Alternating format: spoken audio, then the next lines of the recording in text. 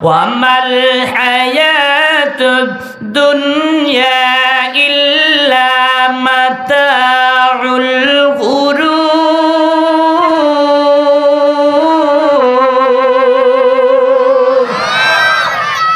এ বন্ধু, দুনিয়ার সব হলো ধোঁকা, সব ধোঁকা। এই ধোঁকার পিছনে পড়ে অল্প হায়াতের জিন্দেগিটা আল্লাহরে ভুলো না, অন্যথায় মরণ যখন তোমার আমার সামনে চলে আসবে বান্দা, সেই দিন তুমি আফসোস করবা, মনে করছো দুনিয়ায় অনেক লম্বা সময়, কিন্তু আল্লাহ বলে না, সময় খুবই কম। আল্লাহ বলেন কাআন্নাহুম ইয়াওমা ইয়ারাউনাহা লাম ইয়ালবাসু ইল্লা আশিয়াতান আও দুহা।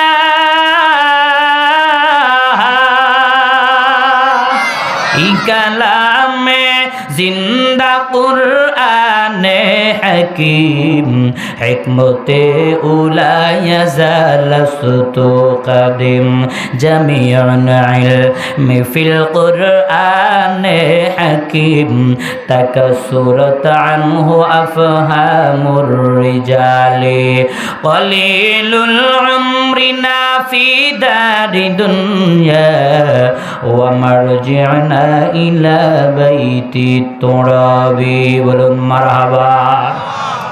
দুনিয়ার সম্পদের পিছনে পাগল, দুনিয়ার হায়াতের পিছনে পাগল।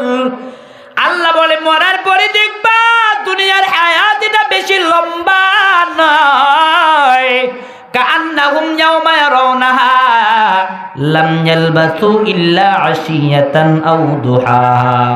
মরার পরে আপনি আমি দেখবো আর বলবো আল্লাহ, দুনিয়ার জগৎ এটা লম্বা নয়, এটা দেখি কবরের এক সকাল আর এক সন্ধ্যা যত বড়, দুনিয়ার সমস্ত হায়াতের জিন্দেগিটাই তত বড়। জোরে কর না আল্লাহু আকবার। দুনিয়ার সমস্ত হায়াতের জিন্দেগিটাই তত বড়, তাই সময় বলেন তো কম না বেশি? কম কম, একটু জোরে কর না, কম না বেশি? তাই আল্লাহ বলেন সময় কম, তবে কাজ অনেক বেশি। ইন্না লাকা ফিন-নাহারি সাবহান তাওয়ীলা। জোরে কর না আল্লাহু আকবার।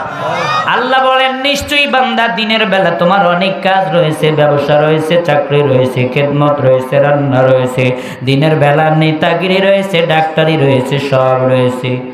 নিশ্চয়ই দিনের বেলা তোমাদের অনেক কাজ, তবে বান্দা যতই কাজ হোক না কেন আল্লাহ বলে না সব ছেড়ে দিয়া শুধু আল্লাহ আল্লাহ বলো, বরং আল্লাহ বলেন আল্লাহর কোরআনের ভিতরে আল্লাহু আকবার বলার জন্য রেডি হন। আল্লাহ বলেন ফাইদা ফারাগতা ফানসাব ওয়া ইলা রাব্বিকা ফারগব।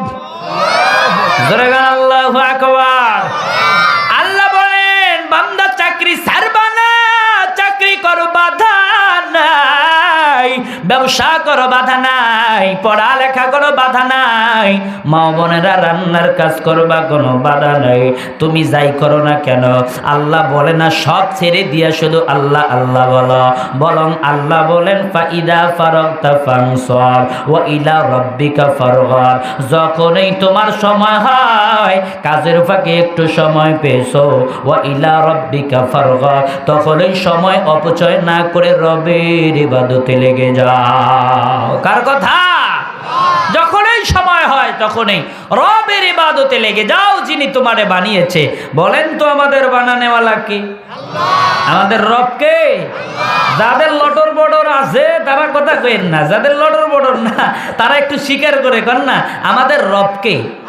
আল্লাহ বলেন ফাইদা ফারাগতা ফানসাব ওয়া ইলা রাব্বিকা ফারগাব। সময় যখনই হয় তোমাদের রবের নামে তখনই জিকিরে লেগে যাও, তখনই ইবাদতে লেগে যাও, মশগুল হয়ে যাও। কেমন ইবাদত? কঠোর ইবাদত। তাহলে বলেন তো আমাদের রব কে? স্বীকার করে জোরে বলেন না। তোরে বানাইলো যে জন তুই ভুইলা রইলি তারে, তোরে বানাইলো যে জন তুই ভুইলা রইলি তারে, ও তোর সবে প্রয়োজন তোর সব প্রয়োজন পূরণ করেন তিনি, তবুও তারে ভুলিস কেমন করে, তোরে বানাইলো যে জান তুই ভুইলা রইলি তারে, তোরে বানাইলো যে জান তুই ভুইলা রইলি তারে। আর একবার আওয়াজ দিয়ে বলেন তো আমাদের বানানিওয়ালা কে? এই জন্য ইবাদত করব কার? বলতেছিলাম আল্লাহ বলেন ওয়াল আসর, সময়ের কসম, এজন্য বান্দা সময়ের কদর দাও। সময়ের কদর বুঝাইতে গিয়া আল্লাহ সময়ের কসম খেয়ে বলে। আরো বলেন ওয়াল্লাইলি ইদা ইয়াগশা, রাত্রির কসম খায়, ওয়ান্নাহারি ইদা তাজাল্লা, দিনের কসম খায়। এত কসম খেয়ে এত শপথ করে সময়ের কদর আল্লাহ বুঝায়। এজন্য বাবা বলেন তো সময়ের কদর দিয়া ইবাদত করব কার? সময়ের কদর বুঝে মালিকরে যদি কেউ ডাকে, সারাদিন ডাকতে হবে না, যদি মালিকরে নামাজের পরে পরে কাজের ফাঁকে ফাঁকে ডাকে যদি কেউ একবার, আমার মালিক তারে ডাকে শতবার। জোরে কোন আল্লাহু আকবার। এজন্য আমি বলি তোমাকে ডাকি যদি একবার আল্লাহ, আমাকে কাছে টানো বারবার, ঠিক না? যদি পথ ভুলে যাই আমাকে দিও ঠাই, যদি পথ ভুলে যাই আমাকে দিও ঠাই, দিও দিশা এইটুকু আবদার আল্লাহ, আমাকে কাছে টানো বারবার। এজন্য আল্লাহরে ডাকবো তো ইনশা